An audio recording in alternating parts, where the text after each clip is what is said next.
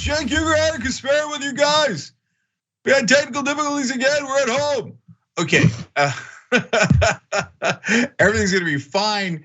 We had a long Thanksgiving weekend. We are re-energized. Are we re-energized, Casper? Yeah, totally re-energized. It took approximately, 10 minutes of reading what passes as news in the news cycle today for me to immediately get re-irritable with everything. So the soap opera in politics continues today. Really looking forward to all the distractions that we're gonna tell you about. And then of course there's a new coronavirus variant that's here to potentially screw everything up. And I'm looking forward to giving you guys the details on that. So lots of cheery news today. You see that, guys? Everything's back to normal. Okay, we're post Thanksgiving. Everything is great. Oh, by the way, panic right in the beginning of the show.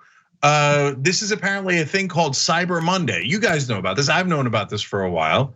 It exists. And all of a sudden, shoptyt.com's gone nuts. It's a 1 day, 30% off sale. And look, I didn't authorize it.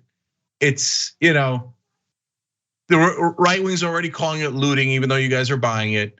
It's 30% off, shoptyt.com, the entire site. It's ridiculous.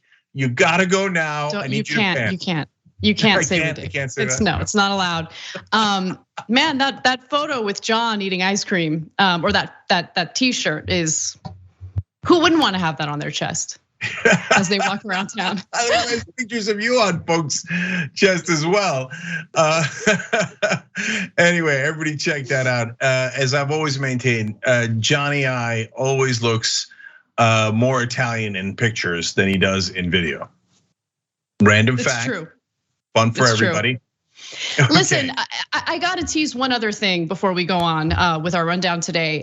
The bonus episode is probably my favorite part of the show. That's for our members only. There is one of the most cumbersome pharmaceutical ads that you may have come across over the weekend. It has to do with male genitalia and how it's very likely to make a lot of guys think that something that's pretty normal might actually be a serious health condition. But anyway, it is awesome. It involves carrots. You don't want to miss it. I totally agree. tyt.com/join. But if you're watching on YouTube, we made this fun green arrows pointing down thing, which is over where? That's way? No, this way? That other way. This way. Okay, all right. Nailed it. All right, you get it. It's below the video on YouTube. Join, we'll have fun. Okay, there's bent carrots involved. All right, Casper, go. All right. The United States has implemented a travel ban from South Africa and other neighboring countries to slow the spread of a new coronavirus variant, which you may have heard of. It's known as Omicron. And at the same time, pharmaceutical companies that have created coronavirus vaccines are scrambling to test the efficacy of the vaccines against this new variant. In fact, NIH Director Dr. Francis Collins went on Fox to discuss more details about the potential severity of this variant. But let me just be clear right off the bat and state that if you're panicking already, stop panicking. There's still a lot that we need to learn about this variant. Without further ado, here is the director of the NIH. Remember the picture of this virus, that it has these spikes on its surface, which are made up of protein. That's the part of the virus that has to find a receptor on your cell to get inside. So there's sort of a lock and a key there. And this one is apparently able to still do that. It's infecting people. But the shape of that protein is different because of these 30 plus mutations, so that it looks a little different. So if you've raised antibodies against that from previously being infected or from being vaccinated, the question is, will those antibodies still stick to this version of the spike protein, or will it evade that protection? We need to find that out. To be honest, though, that's going to take 2 or 3 weeks in both laboratory and field studies to figure out the answer. And that's what all of us as scientists want to know. So if you choose to panic today, you will continue panicking for about 2 to 3 weeks before you know for certain whether or not the vaccines can withstand this new variant. And so I frame it that way because I just feel like there's already a lot of worry, people freaking out about it. And I just think that this story is too premature, right? Like it's too early to panic. We still need to see what the results of these studies will be, whether or not the vaccine is able to withstand it.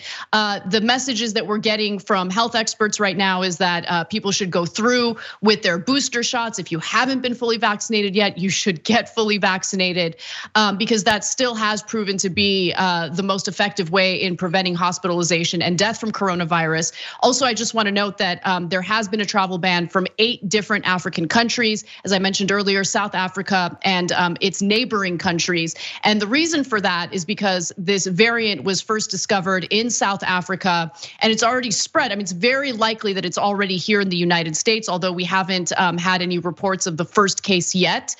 They've already found cases in Canada, which again indicates that it's very likely that we already have that variant here in the United States. The travel ban is meant to slow, not stop necessarily, but slow the spread of this variant. And there's a lot of debate about that. Cenk, why don't I bring you in? What do you think about everything that's been going on with this new variant? Okay, my first reaction was, oh, for God's sake, not again. And so this was gonna delay my mask burning party that I was gonna do. Okay, I'm not actually going to do one, but I kind of want to, let's be honest about it. I hate the masks. I've been wearing them this whole time because I'm a good person, but it really irritates my face. And my face is irritated enough as it is. All right, but there is a time to panic. I've told you that many times on the show, but it is rare, and this is not one of those times. So everybody's going nuts when we don't know a damn thing about it. We think it might be more contagious than the regular kind, or maybe even Delta variant, which was very contagious. But we have no idea about how deadly it is or whether the vaccines are gonna work or not. If the vaccines work, then it's close to a no big deal. If the vaccines don't work on it, then damn it, then we'll come back and tell you about it. But for now, there's not any evidence that the vaccines don't work on it. So hold. And people want immediate answers. Of course, I get why we're all worried about it. At the same time, science doesn't work like that. You can't be like, Mr. Scientist, without any information, tell me what's in it. No, he's got to get the information first. That's how science works. Right. So let me give you some more data on this, what we do know so far. What we do know is that the various African countries that the Biden administration has implemented a travel ban on happen to be countries that have incredibly low vaccination rates. And that's not because the population there is vaccine hesitant. It's because we have this ongoing global problem in getting the vaccine to poorer countries, developing countries, and it's going to continue being an issue if we keep treating this as though it's just something that the United States is dealing with. No, this is a global pandemic. We need to get as many people vaccinated worldwide as possible. And so South Africa's vaccination rate is so low that the highest vaccination rate of the 8 countries is at like 27%. Here in the United States, even with all the vaccine hesitancy that we've been dealing with, about 60% of the population is fully vaccinated, and shockingly, about 19% have already received their booster. So if you haven't received your booster yet, please do so. The FDA has opened this up to everyone over the age of 18. Also, Biden deflected criticism from the leaders of some African countries who have accused Western nations of hoarding COVID-19 vaccines. And here's what Biden said in response to that criticism. Quote, the United States has already donated more vaccines to other countries than every other country combined. It is time for other countries to match America's speed and generosity. But while it may be true that the United States has donated vaccines around the world, fact of the matter is the vaccine patents continue to be an issue. And in response to that, Biden also called on leaders participating in this week's World Trade Organization ministerial meeting to waive intellectual property protections for COVID vaccines so they can be manufactured globally. And he was quoted as saying, I endorsed this position in April. This news today reiterates the importance of moving on this quickly. But listen, stating that you endorse lifting the vaccine patents is very different from actually putting the work in to ensure that those patents are lifted. There was some disagreement among officials in Germany. Angela Merkel, for instance, seemed to be resistant to the idea of lifting the patents.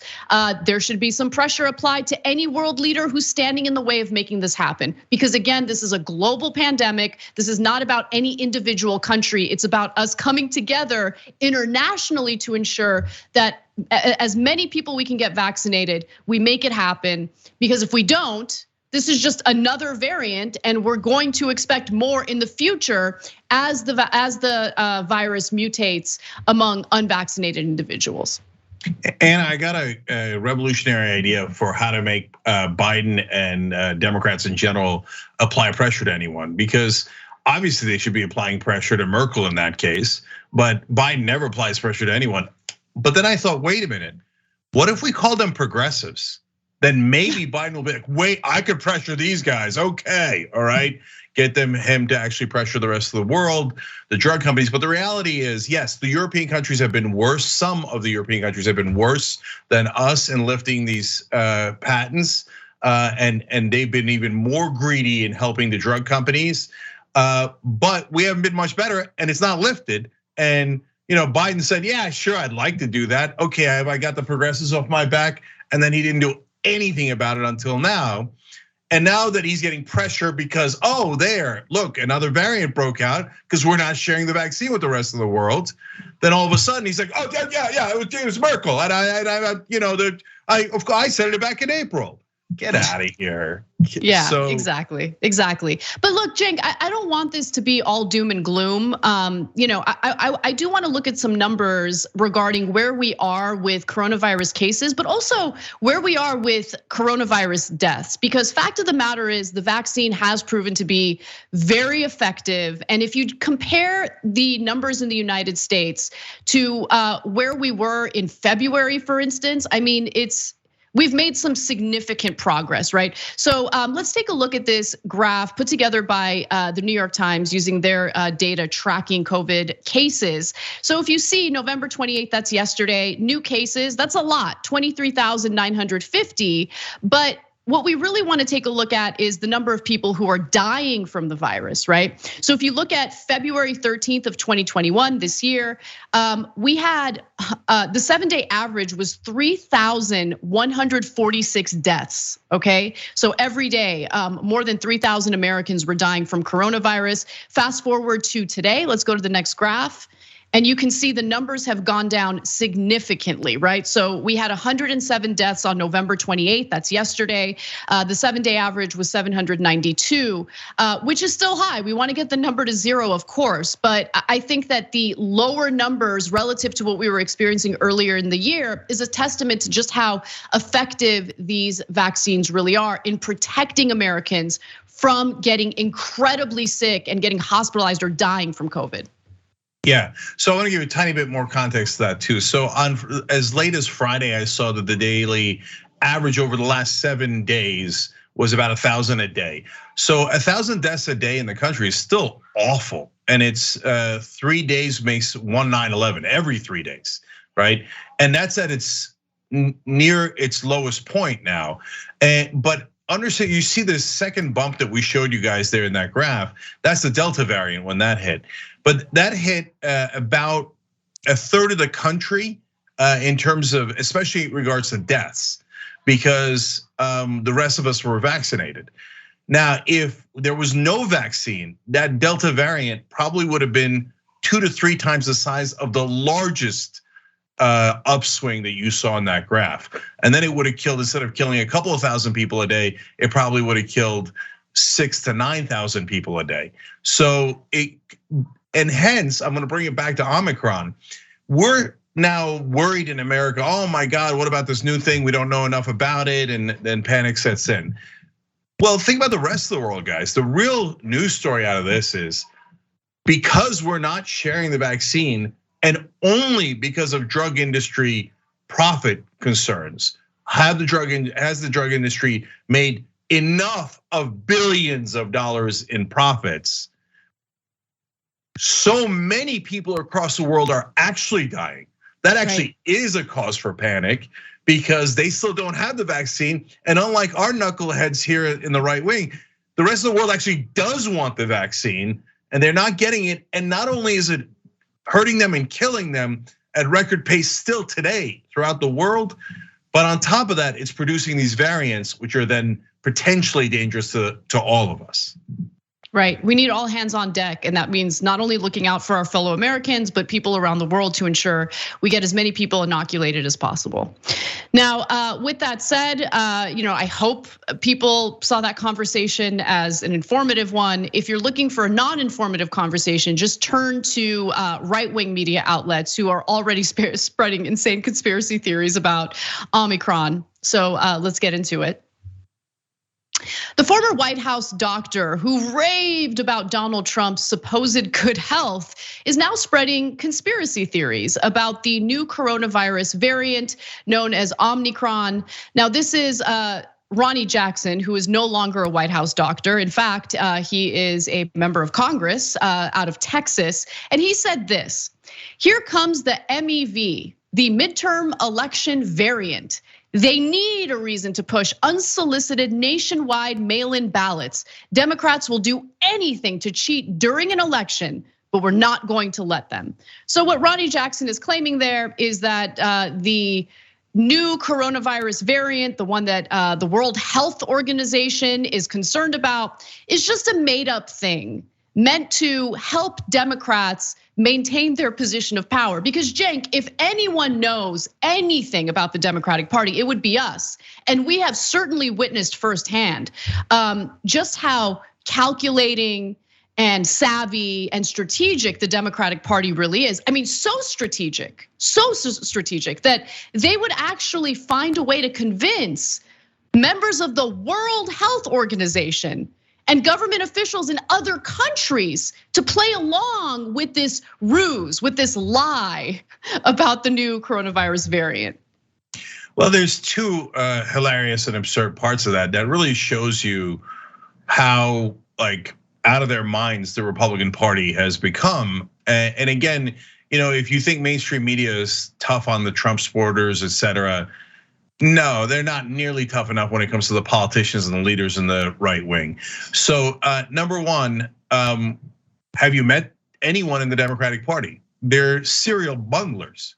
The idea that Joe Biden, who can't figure out how to get Joe Manchin to agree to the simplest things, who can't pass voting rights, even though it's not only going to endanger democracy in America, but his own party. I mean, it's the easiest thing in the world. They can't figure out how to pass things that have an 88% approval rating. You think they're doing global conspiracies and launching COVID variants? Man, your estimation of the Democratic Party is so much larger than ours. The Democratic Party is filled with nincompoops and bunglers who couldn't do any of this, who couldn't do 1% of this. But Anna, there's a second part that it reveals here. Look, guys, think about it. Doctors and scientists in South Africa discovered this. And it's also in Mozambique, Zimbabwe, Botswana, et cetera, right? Now it's in the Portugal soccer players' national team. A game had to be shut down. You think they're all lying or they're all on Joe Biden's team? Like a doctor in South Africa and a Portuguese soccer player are Are you kidding me, Cenk? The Portuguese soccer team is all about Biden. I mean, they worship him. They do a little prayer to Biden right before every match. What are you talking about?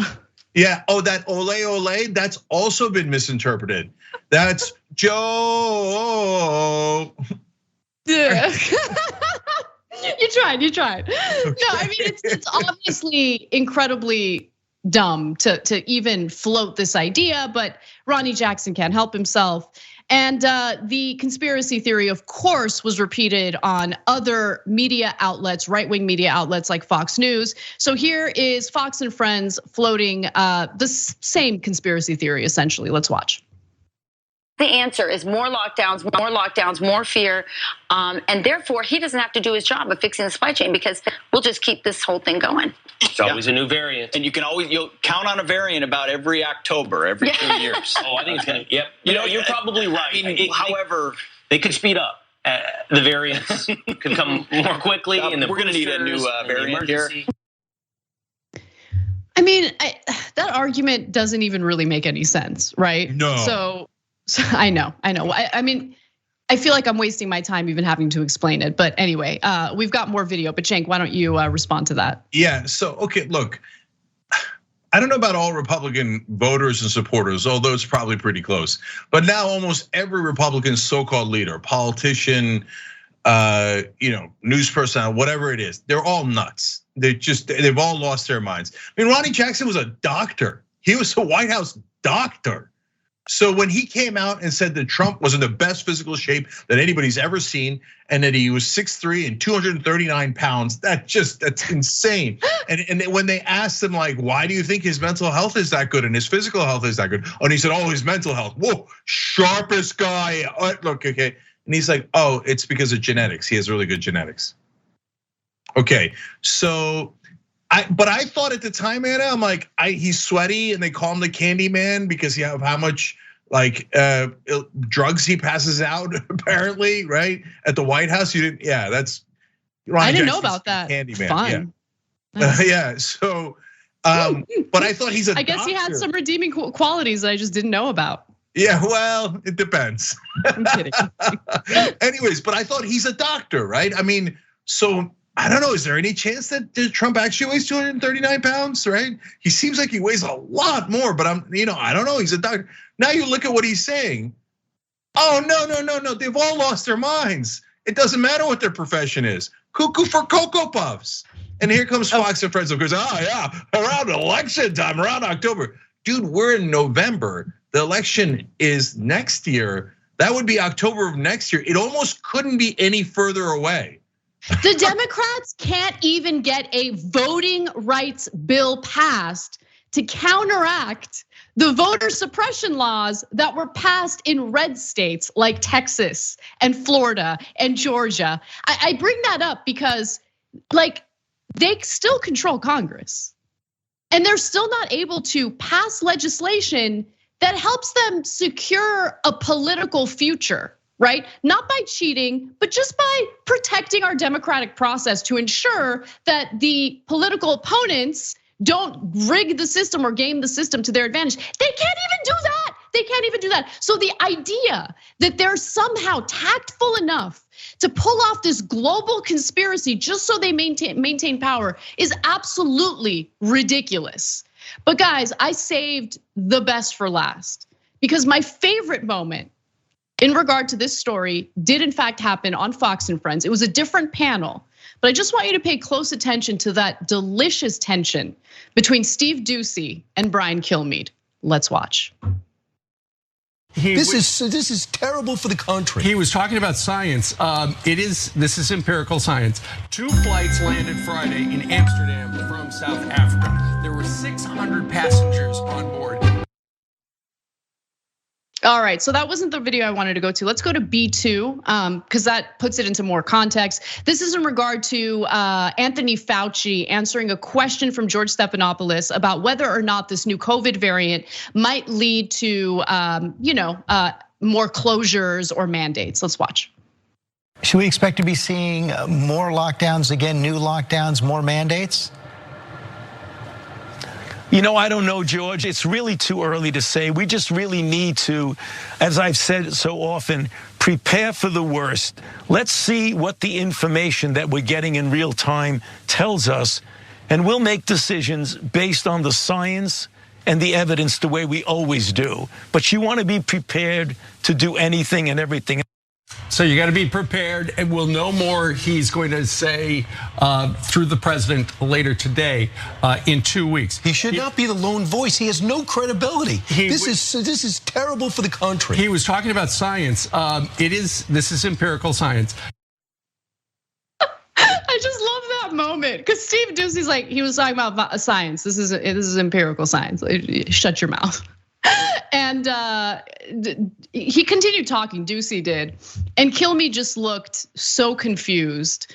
In fact, let's go to that last video, not the one we just watched, but the one that really zooms in on Kilmeade's face as Ducey shuts him up.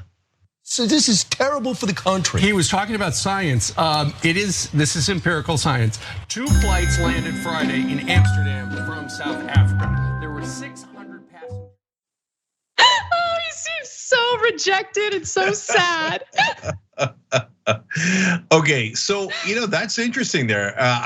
You almost never see Bert and Ernie fighting, and so in that case, Ducey is, I think, getting frustrated with the rest of Fox there, and that's an interesting development because he's like, yeah, it's empirical science. Don't give me this nonsense about Fauci and I wonder what he did with Bill Gates and and they rigged it together with the scientists out of South Africa. Yeah, that's the ticket. That's what happened. He's like, no, dude, it's science. Just shut up already about Fauci.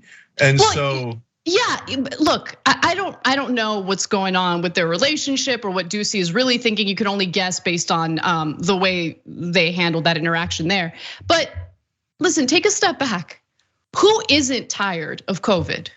Who doesn't want to get past it? Everyone in the country wants to get past it. I want to travel. I want to enjoy my life. I don't want to have to wear a mask anymore. I don't want to have to worry about boosters every 6 months.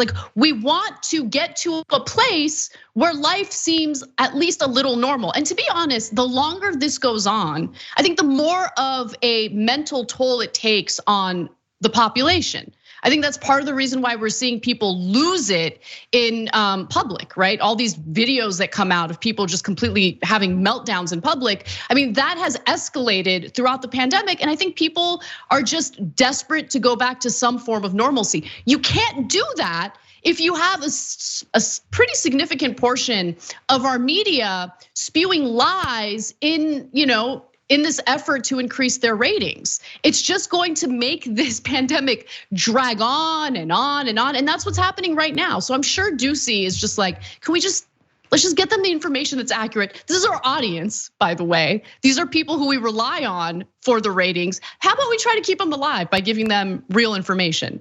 And I don't know, maybe that's what he's saying. Yeah. Look, if you live in our world, the reality-based world, it's hard to understand how much the Fox News of the world affect the rest of the country. So I read this account from a woman who's verified on Twitter and has a decent-sized following. I tell you that only because it shows you she's a real person, right? And her brother and her father believed that it was all a hoax. And they both got COVID. Of course they did, because if you don't take precautions, you're almost certainly gonna get it. And then the brother left the hospital and lied to her and convinced the dad earlier to not treat it and just stay at home. They both died. They died because they believed these insane conspiracy theories. And then people have debates about whether I should call them crazy. No, that's not the debate. That's not the debate. There's literally thousands of people dying every week because they think Fox News is telling them the truth, or Newsmax, or OAN, etc. And they believe lunatics like so-called Dr. Ronnie Jackson and other grifters online who are trying to sell them ivermectin or whatever else they're doing. No, it's gonna get you killed if you listen to morons on Fox News and conservative media. They're lying to you for profit, and even Ducey can't take it anymore, and he's just shutting down his co-hosts because he's probably frustrated at how many of their own viewers that they've killed with misinformation. Yeah. All right, well, we got to take a break. When we come back, the Biden administration and Democratic officials are considering the nuclear option by pushing Kamala Harris aside and possibly endorsing Pete Buttigieg to run for president in the near future. We'll be right back.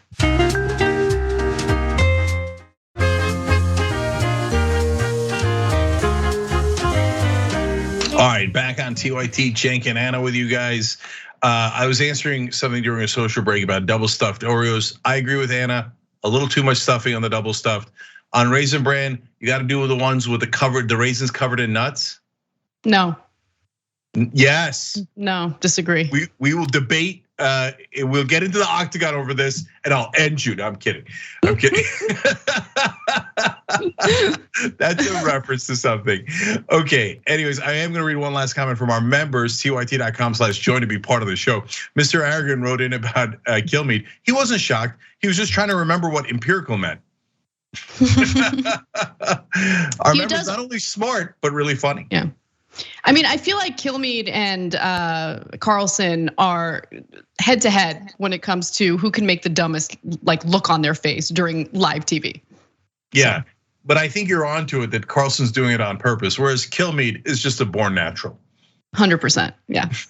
All right, well, let's leave conservatives alone for a minute to talk about some internal chatter in the Democratic Party regarding the possible use of what's being referred to as the nuclear option. I love this story, lots of drama, very, very good. So, the internal chatter among the kingmakers in the Democratic Party is that Pete Buttigieg should run for president, possibly in 2024 instead of the so-called unelectable vice president, Kamala Harris.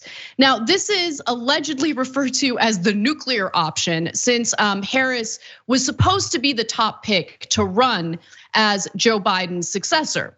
Now, polls, though, are now regularly showing Biden's approval rating below 40%, and panic set in at the White House after a recent poll put Kamala Harris at an unelectable 28%.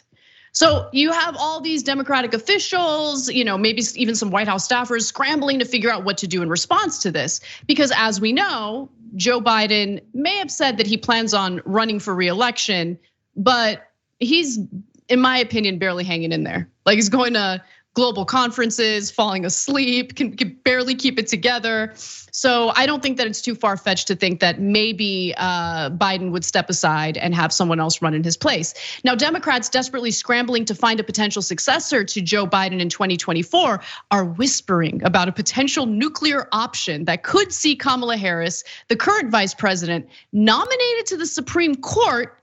Biden could then use Section 2 of the 25th Amendment to nominate a more popular vice president.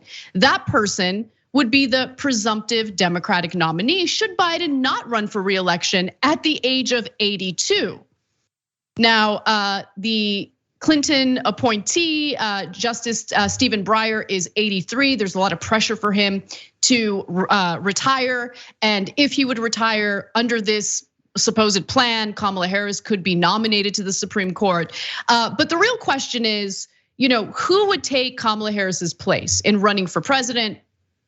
And I've been seeing a lot of headlines about Transportation Secretary Pete Buttigieg, who, in my opinion, is also a disaster.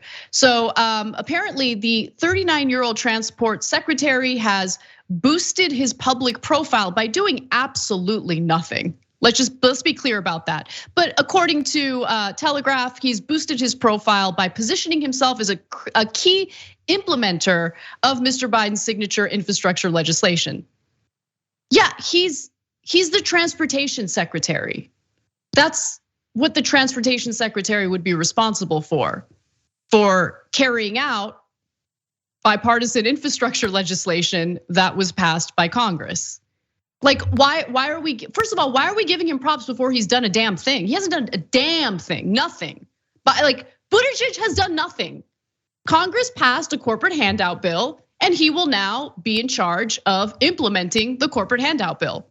But the way that he's being reported about in the press is like, oh, he's really boosted his profile by doing absolutely nothing. But we're gonna pretend like he's done a lot because Democrats are desperate and Kamala Harris is very unpopular. It's amazing, Cenk. Yeah, so the donor primary started early this time around because the donors actually pick the Democratic candidate the overwhelming majority of the time.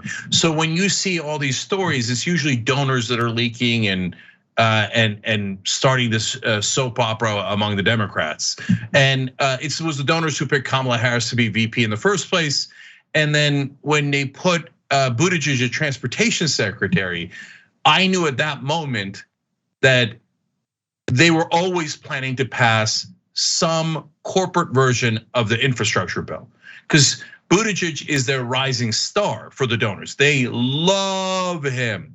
But by the way, they previously loved Kamala Harris. They're not frustrated about her politics or her policy at all.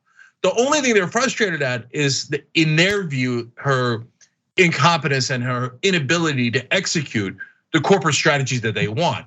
Understand, this is amazing. Politico doesn't note it. None of the mainstream media articles note it. But there's absolutely no difference between Kamala Harris and Pete Buttigieg on policy. Zero, none. So this conversation is all about, who do we think is the better face for marketing the corporate agenda?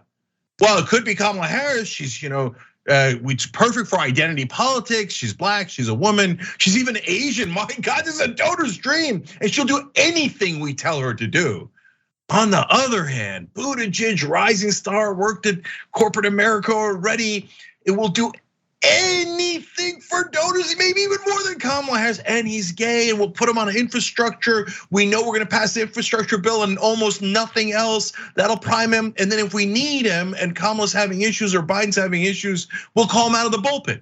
Well, they're going to the bullpen in like the third inning. That's what this story's about. And there's no real voters that are like, oh my God, maybe it should be Buttigieg in 24. None of these quotes are about voters at all, or about policy at all.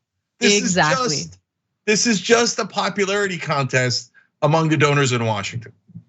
And look, a popularity contest is a part of politics, right? But it shouldn't be the only part in deciding which candidate should go out there and represent the Democratic Party, run for president.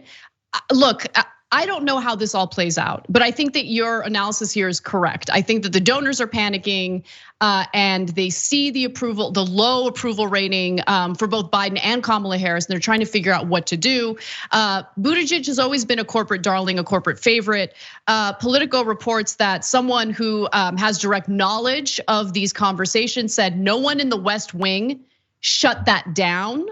Okay, it's very open, so it seems like this is something that the White House is privy to, and they're strategizing in regard to Biden's successor.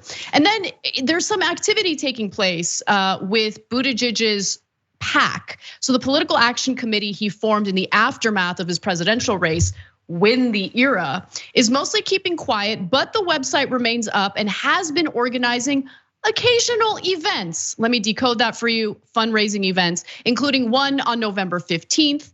Former campaign aides Maxwell Nunez and Michael Halley have been helping keep it afloat, according to filings and disbursement reports. Neither of them responded to messages when they were reached out by Politico. And so, I just want everyone to envision what 2024 is going to look like if this actually goes the way that it's being reported in CNN, Politico, all these different outlets. If Donald Trump runs in 2024, imagine him just eating Buttigieg for dinner, like not even dinner, a little snack, little nighttime snacky. But what is Buttigieg? What has Buttigieg done in his career other than serve as a failed mayor of a small town in Indiana? Then he gets appointed to transportation secretary. He hasn't done a damn thing yet, but he's gonna implement the policy that was just passed by Congress. Okay, but that's like literally his job. What other experience does he have? And what proof do we have that he's even someone who is appealing to Democratic voters and someone who actually would be strategic enough to beat someone like Donald Trump? I mean, the Democratic Party is a failed party and they continue failing. They don't know what to do because they would rather risk everything with a corporatist candidate than to actually maybe have a discussion, maybe take a look at what their voters, what their base actually wants, and maybe promote a candidate that would fulfill those needs. But they wouldn't want to do that because their corporate donors won't let them. Yeah, so there might be a silver lining in here, Anna, because they're opening the door for a primary in 24. Because normally the way that this works is either Biden runs and then everybody says you're a monster if you run against a Democratic incumbent. Oh, that's how Jimmy Carter laws, blah, blah, blah, blah, blah, blah. The usual stuff that they trot out. So a progressive would have no chance in 24 if Biden ran. But their backup plan would have been Kamala Harris, that's the vice president. Oh, you're against women, you're against African Americans, blah, blah, blah, right? And she's the vice president, sit down progressives. And that would totally work. The media would just yell at all of us, and they would trick good, honest Democratic voters into thinking that we're ruining their chances of beating Republicans, right? But if there's an open primary and Buttigieg is running against Kamala Harris and Biden isn't running, of course everybody else can enter. Don't get me wrong, MSNBC, #1 cheerleader, quickly followed by CNN, would all tell you, no. The corporate Democrats are allowed to run against each other, but progressives are not, and that would be against unity, etc. But that won't work. That's too dumb to pull off, because most average people would say, wait, why aren't other people allowed to run? That doesn't make any sense at all, right? That's a lie too big for even mainstream media to pull off. But guys, look at all of this. Look at the media and their marketing. In none of the coverage did they explain that Buttigieg was put into transportation because they were a corporate infrastructure bill was preordained. In none of the reporting did they clarify how much the donors love Buttigieg. And in fact, they asked Buttigieg, and Buttigieg says, oh, no. I support the Biden-Harris ticket, and I'm a loyal teammate, and I'm not talking about it. And Politico actually writes, now, even though Buttigieg is not pushing this idea, others are still trying to get him into the race. No, you don't really believe that, right? I mean, you can't call yourself a reporter and actually believe that. Why'd you write that junk on there? So you think Buttigieg isn't ecstatic about this? On which planet? Are you insane that a politician like Buttigieg is not excited that he's being talked about as the replacement for the next president? And he doesn't want it. He said so to me as a reporter. Oh, come on, man. You guys are all a joke. All right, we got to take a break. But when we come back, I'll explain that following the Trump presidency, the only person who's tired of winning is me, because I was right about Tulsi Gabbard. We'll be right back.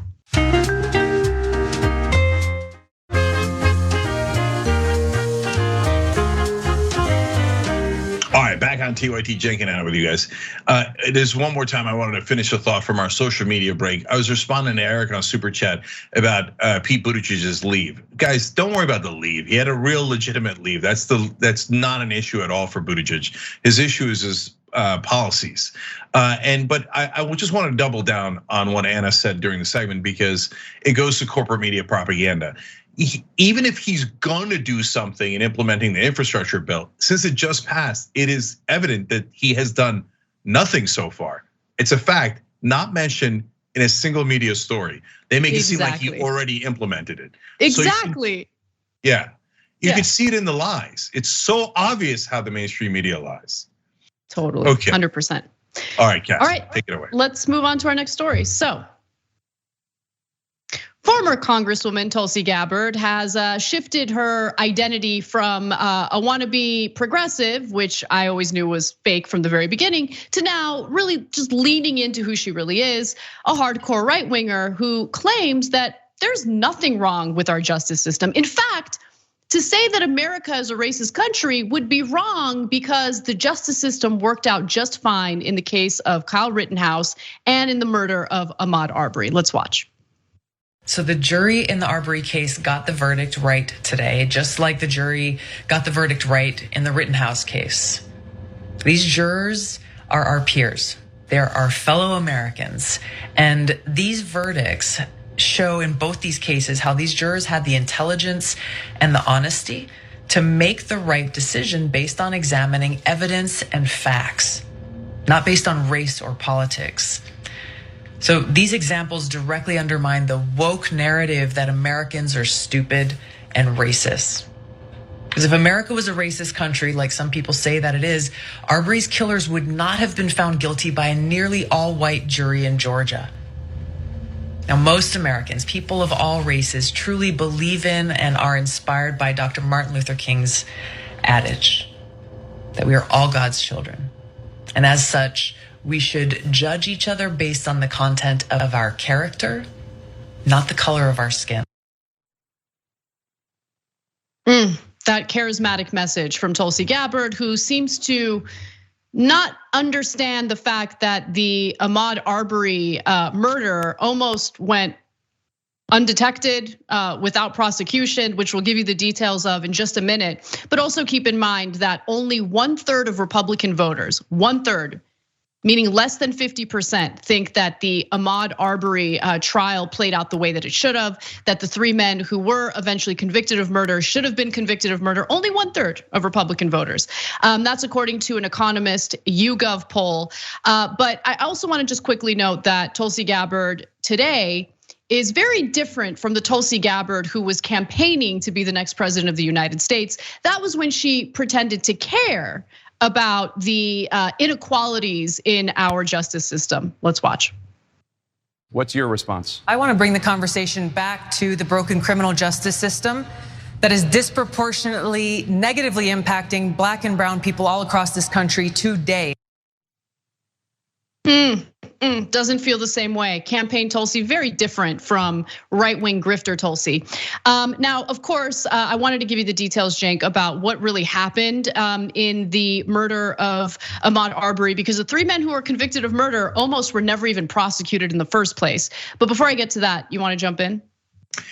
Yeah, so there's a couple of points here. Look, if Tulsi just wanted to say, hey, look, thank God, this largely white jury decided to convict these 3 clear murderers. It's a really low bar, but at least we're making some progress, because back in the day in the South, they wouldn't have done that. That would be a fair point. But then you have to give the full context about how long it took to arrest them, et cetera, that Anna's about to give you. And it's not that Tulsi doesn't know the context we're about to tell you. She does know it. Instead, what she's doing is whitewashing. And so she's saying, oh, there's no racism at all. The Rittenhouse thing was terrific. The way he went in there with an AR-15 for self-defense and provoked a fight and then killed him and got off, that was terrific. And now these guys got convicted, so that's it, there's no more racism. That's exactly what Fox News and other right-wing donors to Tulsi Gabbard and all of her enterprises want to hear, and that's why she's putting out that propaganda. Now the context. Now, the 3 men who were involved in the murder of Ahmaud Arbery, the McMichaels, and their neighbor William Bryan, almost like we're not gonna be prosecuted. In fact, not a single person in that case was arrested until 74 days after Ahmaud Arbery was gunned down on the street while he was jogging. 74 days. Now, I want to give you more details about what happened, because the county commissioners accused the district attorney, her name's Jackie Johnson, of preventing the arrests from it happening in the first place, because Gregory McMichael was her former colleague and friend. And so she stepped in and tried to prevent them from getting arrested, which is why not a single person got arrested for 74 days. The police at the scene went to her saying they were ready to arrest both of them, said Alan Booker, the Glenn County commissioner. These were the police at the scene who had done the investigation. She shut them down to protect her friend, Gregory McMichael. Oh, wow, is that how the justice system is supposed to work, Tulsi?